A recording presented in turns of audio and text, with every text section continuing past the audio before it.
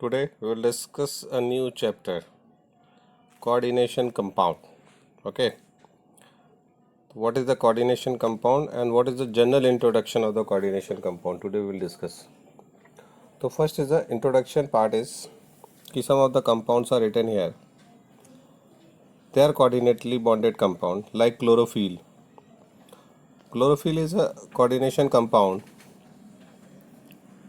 Chlorophyll is a coordination compound containing magnesium as a metal. Second is the vitamin B12. उसमें क्या होता है cobalt. Haemoglobin is a coordination compound of iron.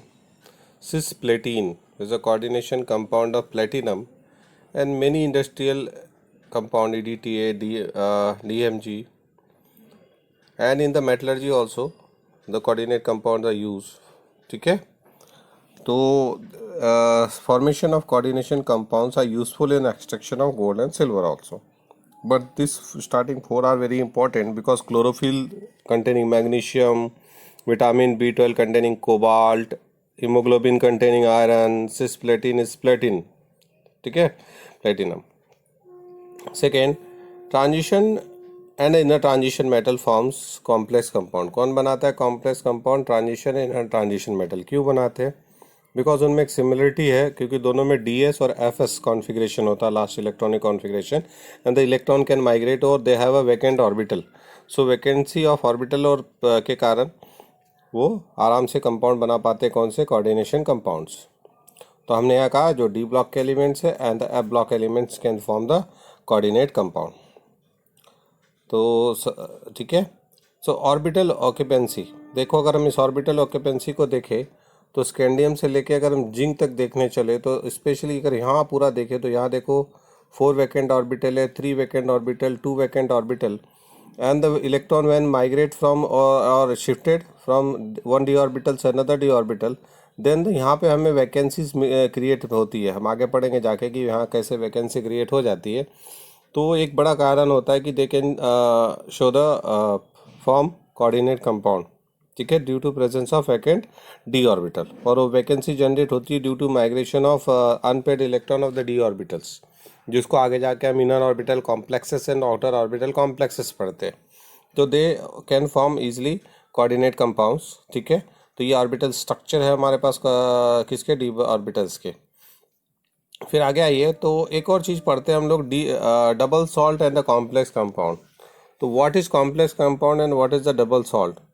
तो इसके differences हमको कुछ याद होने चाहिए. Specially the complex compound they do not dissociate into simple ion when dissolve in water. Important thing है कि वो जो कि अपने सिंपल आयन में डिसोशिएट ना हो डिसॉल्व करने पे water, they are the complex. But the double salt are the compound क्या dissociate into simple ion when dissolve in water. Like जैसे हमने यहाँ पे लिखा Mohr salt FeSO4 NH4 whole twice SO4.6H2O. This is more salt. This is a double salt of ferrous sulfate and ammonium sulfate. When you dissolve, ये टूट के हमें ferrous ion देगा, सल्फेट आयन देगा, अमोनियम आयन देगा. But in the if you dissolve K4FeCN6 तो ये K4 तो अलग हो जाएगा, पोटेशियम K+ दे देगा हमें. But FeCN6 never be dissociate, क्योंकि यहाँ ये कोऑर्डिनेट बॉन्ड बन रहा है और ये आयनिक फॉर्म है. और यहाँ पे कैसा बॉन्ड बन रहा है? आयनिक है. So they can dissociate into their simple ion. तो डबल सॉल्ट वो होते हैं जो looks like a coordinate compound but basically they are not a coordinate compound, they are the mixture of two different salts. फिर हमारे पास है the cation contain a central metal atom or ion surrounded by a number of oppositely charged ions or neutral molecule. They are called ligands. ठीक है, तो क्या होता है इसमें? एक सेंट्रल मेटल आयन होता है कोऑर्डिनेट कंपाउंड में और वो सराउंडेड होता है बाय द लिगेंड्स.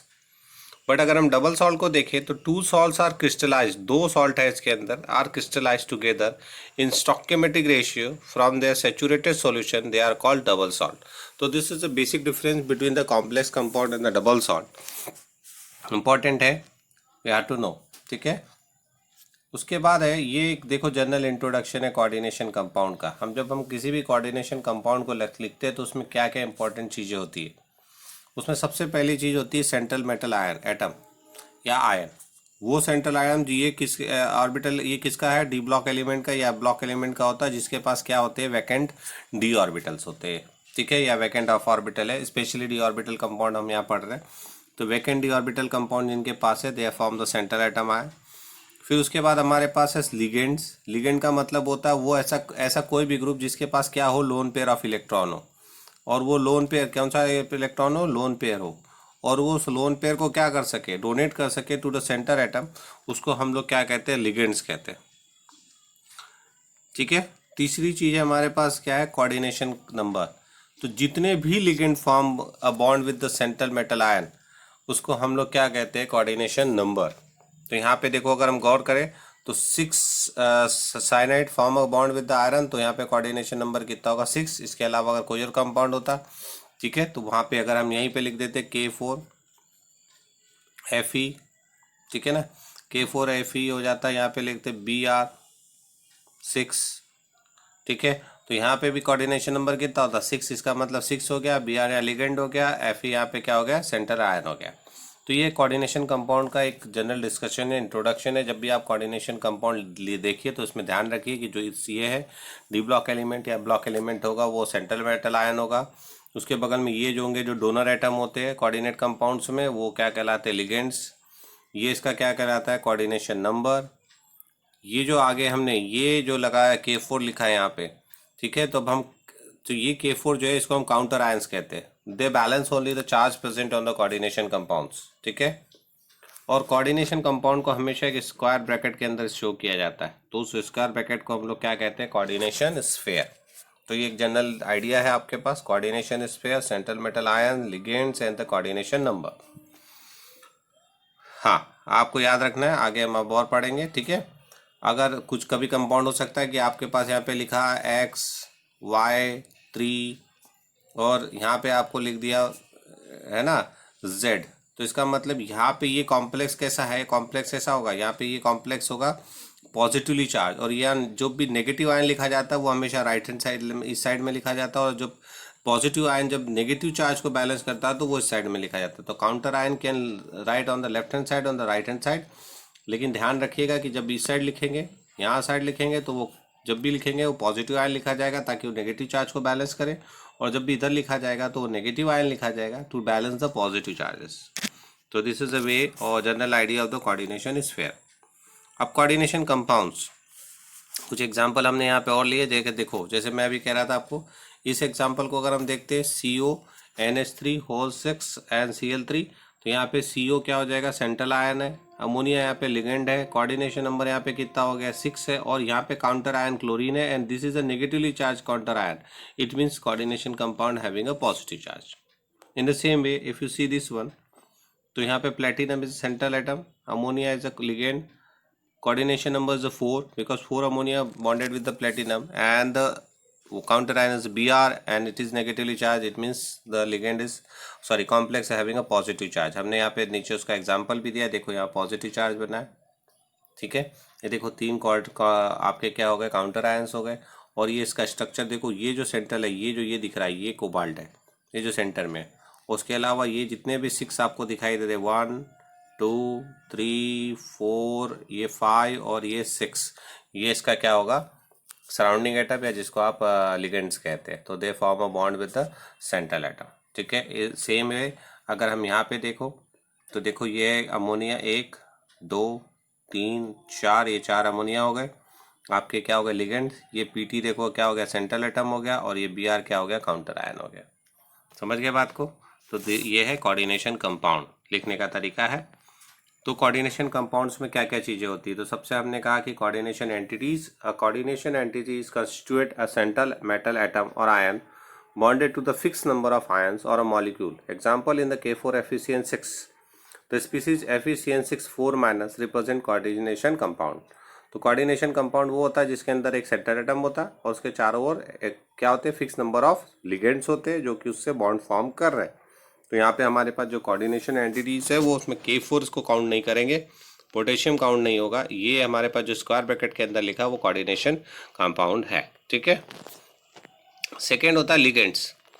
तो मॉलिक्यूल और ions having a lone pair of electron, specially you have to know that कोई भी मॉलिक्यूल और ion having a lone pair of electron that can be use to form a bond to a metal ion, उसको हम क्या कहते हैं, ligands कहते हैं। जो जिसके पास लोन पेयर है and they are able to donate this lone pair of electron और share the lone pair of electron with the central atom is called ligand. Ligand is a Lewis base. Ligand क्या होता है?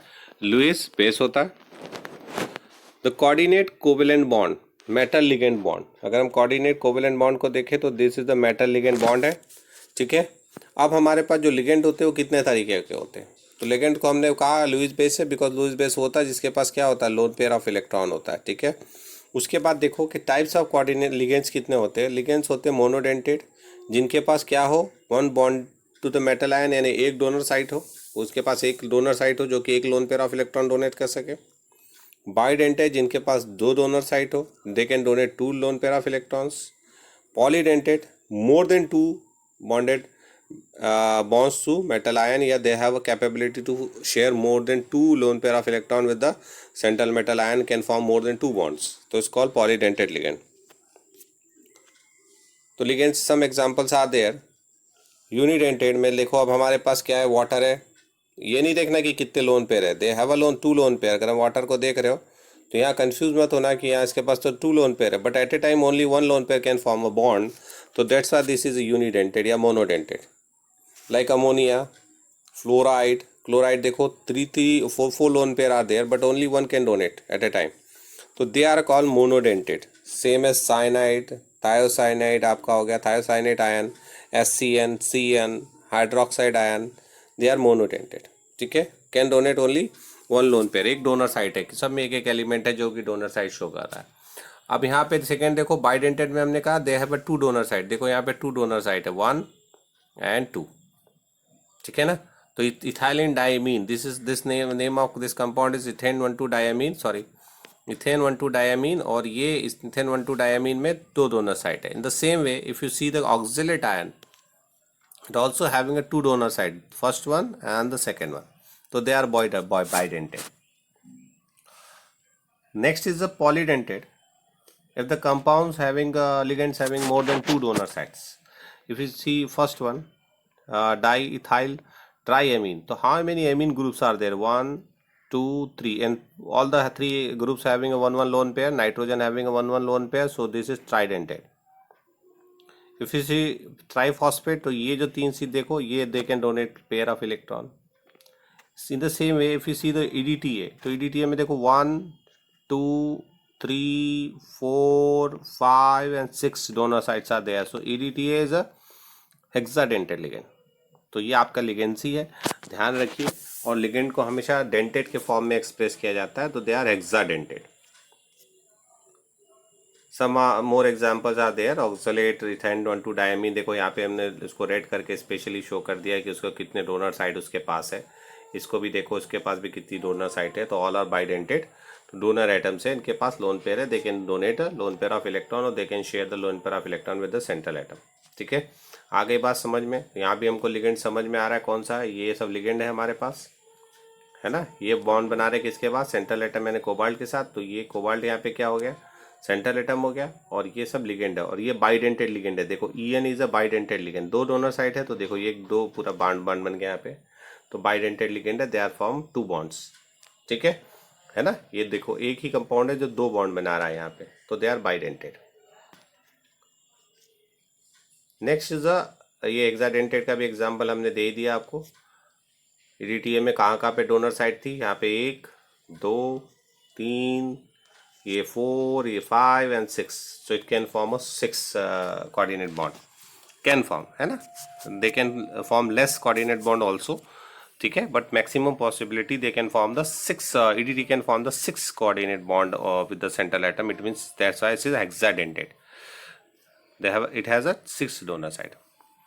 Next is the coordination number. अभी आपको समझ में आ ही गया होगा. The coordination number of metal ion in a complex can be defined as the number of ligand donor atom to which the metal is directly bonded. क्या कह रहे हैं हम? Number can be defined as the number of ligand donor atom to which the metal is directly bonded. Metal central atom जितने भी bond बना रहा है with the ligands, they are, it is called coordination number. For example if you see K4Fe CN6, तो how many CN are there? 6Cn, तो यहाँ पे Fe का जो कोऑर्डिनेशन नंबर है वो कितना हो जाएगा, 6 हो जाएगा। यहाँ काउंटर आयन को नहीं काउंट करना, जो लिगेंड कोऑर्डिनेट बॉन्ड बना रहे डायरेक्टली, ठीक है। और एग्जांपल हम पीछे समझते हैं। देखो हमने कुछ कंपाउंड यहाँ पे रखे, देखो यहाँ पे देखो, अगर इसको गौर से देखो तो फार्मूला है COEN3। ये भी एक चीज़ मैं इसलिए बता रहा हूँ कि COEN3 इज अ फार्मूला। तो यहाँ पे आपको अगर फार्मूले के हिसाब से देखोगे तो यहाँ 3 दिखाई दे रहा है, तो आप क्या करोगे कि कोऑर्डिनेशन नंबर डायरेक्टली बता दोगे कि the coordination number is 3, but no, here is not coordination number is 3। अब यहाँ पे अगर हम गौर से देखो तो 3 ENs form how many bond, 1 2 3 4 5 and 6। That's why coordination number is, coordination number कितना हो जाएगा यहाँ पे, 6 होगा। How many bonds are form, है ना। जैसे हमारे पास बाइडेंटेट है, तो ये बाइडेंटेट का मतलब एक लिगेंड फॉर्म 2 बॉन्ड्स, तो 3 लिगेंड फॉर्म 6 बॉन्ड, तो coordination number will be 6। Same as एक यहाँ पे एक EDTA बॉन्ड बना था अकेला, तो EDTA इज हेक्साडेंटेट, तो वहाँ पे कोऑर्डिनेशन नंबर 6 आता क्योंकि इट फॉर्म अ 6 बॉन्ड। तो आपको ध्यान रखना है कि कितने बॉन्ड फॉर्म हो रहे हैं वहाँ पे। किसी भी स्ट्रक्चर को देख के वी कैन जस्टिफाई कि कितने बॉन्ड वहाँ पे बने हैं, ठीक है। हमने कुछ एग्जाम्पल और यहाँ पे रखे थे, देखो इसमें भी देखो तो आपको दिखेगा ये सेंट्रल एटम है और इसके साथ यहाँ कितने बॉन्ड बन रहे हैं, 1 2 3 4, तो यहाँ कोऑर्डिनेशन नंबर क्या आएगा, 4 आएगा। यहाँ पे देखो कितना कोऑर्डिनेशन नंबर आएगा, 6, बिकॉज 6 बॉन्ड विल फॉर्म, ठीक है। तो this is called coordination number. Next है कोऑर्डिनेशन नंबर में, the coordination number of the metal ion in a complex can be defined as the number of ligand donor atom to which the metal is directly bonded. यह भी समझ में आ गया होगा कि आप जितने भी मेटल डायरेक्टली बॉन्डेड होंगे या जितने बॉन्ड फॉर्म होंगे with the central atom, they are called coordination number. For example in the complex ion PtCl6 2 minus and NiNH3 4 2 plus, the coordination number will be, Pt का कितना coordination number है, 6 है, and यहाँ 4 है। क्यों है, क्योंकि यहाँ पे देखो 6 chlorine are bonded with the platinum, here is 4 ammonias bonded with the nickel, it means the coordination number will of platinum is 4 and nickel कितना है, सॉरी प्लेटिनम का 6 है, निकल का 4 है respectively. Similarly in the complex ion COC2O4 FeC2O4 whole thrice COEN3, ठीक है, whole thrice, तो coordination number of both iron and cobalt is +6, क्योंकि अभी मैंने आपको बता दिया कि oxalate and the ethane 1,2 diamine are didentate. तो डाइडेंटेड होने के कारण अब इसका 3 सराउंडिंग एटम है, 3 × 2, तो टोटल कोऑर्डिनेशन नंबर 6 होगा। अभी हमने एक एग्जाम्पल देखा EN के साथ, ethane 1,2 diamine, EN is a short form of ethane 1,2 diamine, oxalate and the ethane 1,2 diamine क्या है, are the bidentate ligand, so one ligand form 2 bonds, so total 3 ligands form 6 bond, that's why the coordination number will be 6। Next is the coordination polyhedron, इसको पढ़ लो। The special arrangement of the ligand atoms which are directly attached to the central atom ion define as the coordination polyhedron about the central atom. Special arrangement क्या लिखा है यहाँ पे, the special arrangement of the ligand around the central metal atom. जो special arrangement है या जिसको आप शेप ऑफ द मॉलिक्यूल्स कहते हैं, जो आप लोगों ने कभी पढ़ा हाइब्रिडाइजेशन के केसेस में, VSEPR में टेट्राहेड्रल स्ट्रक्चर और octahedral structure, trigonal planar, trigonal bipyramidal, जो स्ट्रक्चर फॉर्म होता है same as coordinate compounds also gives a different geometrical arrangement in a 3 dimensional space. वो अलग अलग अरेंजमेंट दे रहे, तो जो अरेंजमेंट फॉर्म होता है due to arrangement of ligand around the central atom, उसको हम क्या कहते हैं, coordination polyhedron. One example is there, देखो यहाँ पे शेप कैसा है, ऑक्टाहेड्रल है, यहाँ शेप कैसा है, टेट्राहेड्रल है, तो ये कहलाता है इसका कोऑर्डिनेशन पॉलीहेड्रॉन। नाउ लास्ट हमारे पास है, नेक्स्ट है हमारे पास oxidation of central atom. Oxidation number निकालने का वही तरीका है जो आपने क्लास 11 में पढ़ा। तो oxidation number of the central atom in a complex is defined as the charge it would carry if all the ligands are removed along with the electron pairs that are shared with the central atom। हमने तब भी कहा था कि अगर हम ligands को सबको अलग कर दे तो जो रेसिडुअल चार्ज बचेगा सेंट्रल एटम पे इस कॉल क्या कहलाता है, उसका ऑक्सीडेशन नंबर, ठीक है। ऑक्सीडेशन नंबर को हमेशा और हमेशा किस में बताया जाता है, रोमन लेटर में, ठीक है, अब इसको अगर हमने लिखा है कि सी यू क्या है, NH3, यहाँ पे NH3, ये अगर सपोज करो कि हमारे पास कंपाउंड है NH3 और NH3, चार कम NH3 जुड़े, है ना। तो अगर हम इन चार है उस प्लस इस पे कितना चार्ज आ रहा है, टोटल कोऑर्डिनेशन कंपाउंड पे कितना चार्ज है, 3 माइनस है। तो अगर हम सबको रिमूव करें तो कॉपर पे कितना चार्ज आएगा, कॉपर पे आएगा +1। तो यहाँ जो ऑक्सीडेशन स्टेट है कॉपर की वो क्या होगी, +1। तो number of copper in CuCN4 3 minus is +1 and it is written as Cu+1। तो उसको रोमन लेटर में लिख देते हैं उसके आगे। तो ऑक्सीडेशन नंबर कैसे निकाला जाता है आपको पता है, सबका सम करके हम निकालते हैं। जैसे कि हमने यहाँ पे लिखा Fe, हम क्या लिख रहे हैं, अगर हमने इस पीछे कंपाउंड में लिख लिया FeCN6, क्या लिखा हमने 4 माइनस, तो Cn का कितना होता है, हमें x का निकालना है तो उसको हम क्या कर देंगे x, Cn का कितना होता है -1 होता है, और कितने Cn है 6। और हमको पता है कि इनके ऑक्सीडेशन स्टेट का सम किसके इक्वल होगा, तो प्रेजेंट चार्ज के इक्वल होगा। यही तरीका था हमारा निकालने का। तो किसके इक्वल होगा, -4 के। तो यहाँ पे x इज इक्वल टू क्या हो जाएगा, 6 - 4, यानी कितना आ जाएगा आपके पास +2। तो कितना आ गया यहाँ पे, जो चार्ज है आयरन पे वो कितना है, +2। तो ऑक्सीडेशन स्टेट ऑफ आयरन कितनी हो जाएगी, +2 हो जाएगी। तो this is the oxidation number. आपको निकालना आता है जैसे हम 11 में निकालते थे। In the same way we have to calculate the oxidation number. Next is the homoleptic and the heteroleptic complex. Complexes in which a metal is bonded to only one kind of donor atom। ऐसा complex जिसमें क्या हो, metal किससे bonded हो, is only one kind of donor atom. For example if you see CONH3 6, all the ligands are ammonia, है ना। तो this is homoleptic.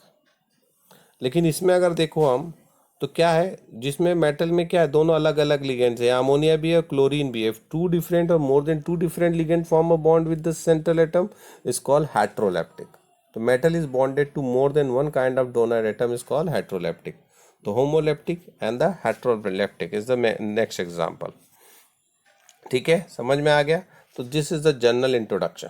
Clear, general introduction of the, किसका है हमारे पास, ये जनरल इंट्रोडक्शन है कोऑर्डिनेशन कंपाउंड।